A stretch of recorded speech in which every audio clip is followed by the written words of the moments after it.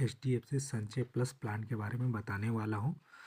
HDFC संचय plus एक non linked non participating बचत बीमा योजना है जो गारंटेड रिटर्न के साथ जीवन बीमा कवरेज प्रदान करती है, जिससे आपके वित्तीय लक्ष्यों जैसे शादी, रिटायरमेंट आदि को आप सुरक्षित करने में मदद करते हैं।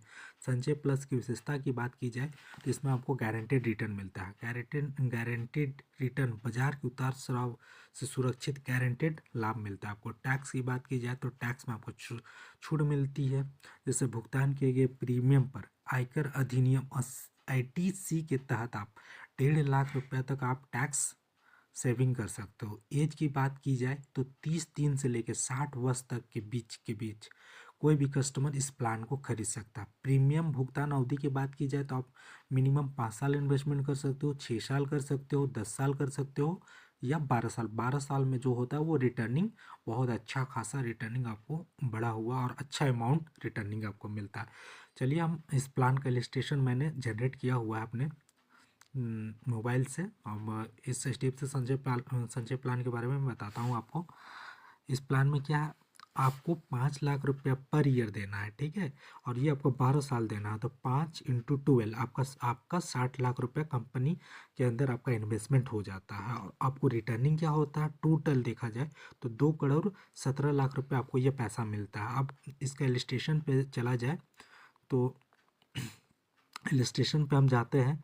देखिए, प्रीमियम पेइंग टर्म आपको 12 साल कंपनी को पैसा देना है। पॉलिसी टर्म 14 साल का है ना। उसके बाद 5 लाख रुपये का आप जैसे प्रीमियम जमा करते हो, आपको कंपनी क्या प्रोवाइड करती है, 68,47,197 रुपये का रिस्क कवरेज आपको कंपनी फर्स्ट डे से आपको जब आपका पॉलिसी इशू होता है तो 68 लाख का आपका मतलब ह्यूमन वैल्यू जिसको बोलते हैं HUMB, ह्यूमन वैल्यू आपका 68 लाख रुपया हो जाता है। ये जो रिस्क कवरेज का अमाउंट है वो 10 साल तक कांस्टेंट रहता है। उसके बाद 11वां साल में आपका ये 74 लाख जाता है, फिर 83 लाख जाता है, फिर 87 लाख जाता है, फिर ये आपका 92 लाख तक जाता है। आपको क्या करना है, 1 से 12 साल पैसा देना, 2 साल रुकना। अगर आप 1 से 12 साल पैसा दिए, आप 13 साल से भी पैसा ले सकते हो, लेकिन 2 साल पैसा इसलिए छोड़ा जाता है क्योंकि आपका पैसा जो आपका ब्याज है वो बढ़ के मिले। हम बात की जाए इस प्लान के तहत तो 1 से 14 साल के बीच में अगर कुछ कैजुअलिटी होता है तो ये रिस्क कवरेज जो डेथ बेनिफिट है वो मिलता है और प्लान बंद हो जाता है। अगर मान के चलो 1 से 14 साल के बीच में कुछ नहीं हुआ, उसके बाद मैं 15वां साल से अपना जो पे आउट है वो लेना स्टार्ट करता हूँ।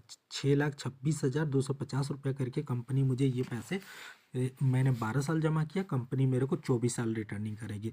6,26,250 इंटू 24 करते हैं तो ये मुझे 1.5 लाख रुपये कंपनी रिटर्निंग देती है। मान के चलो 1 से 14 साल के बीच में मेरे साथ कुछ कैजुअलिटी नहीं हुआ। मैंने क्या किया कि मैंने ये पे आउट 10 ईयर्स के ले लिया, मोटा मोटी मैंने 60 लाख रुपये यहाँ से ले लिया और मेरे साथ कुछ कैजुअलिटी हो जाता है तो वो पैसा मेरे नॉमिनी को मिलना स्टार्ट हो जाएगा। अगर मेरी नॉमिनी भी वो पैसा 5 साल ली तो 10, 5, 15 साल हुआ। अगर मेरी वाइफ के साथ भी कैजुअलिटी हो जाता है तो वो पैसा मेरे बच्चे को मिलने लगेगा। तो आप इस प्लान को बोल सकते हो कि जब पे आउट लेते हो तो ये 3rd जनरेशन नॉमिनी ट्रांसफ़र पैसे पे आउट के लिए होते हैं। और लास्ट में आपने टोटल्स देखोगे तो आप 1 से 12 साल के बीच में आपने 60 लाख रुपए जमा किया और आपको लास्ट में 25 ईयर्स में मतलब 39वें ईयर में आपको कंपनी क्या करती है, जो आप 60 लाख रुपए जमा करते हो उसको ROP बोलते हैं, रिटर्न ऑफ प्रीमियम। वो भी पैसा आप कंपनी आपको 66,26,250 रुपये, 60 लाख रुपये आपने जमा किया, लास्ट में आपको 66,26,250 रुपया वो भी रिटर्निंग करती है। तो आप मोटा मोटी देख सकते हो ये एक संचय प्लस क्या है, एक पेंशन प्लान है। ये आपका लॉन्ग टर्म इन्वेस्टमेंट है जो कंपनी को 12 साल पैसा दे रही है, कंपनी आपको वही पैसा 24 साल के लिए 24 साल के लिए दे रही है और लास्ट में आपको ROP रिटर्न ऑफ प्रीमियम भी दे रही है। और ये जितने भी आपको पैसे मिलेंगे वो 10-10 सेक्शन 10-10 डे के तहत आपको ये टैक्स फ्री पैसा मिलेगा।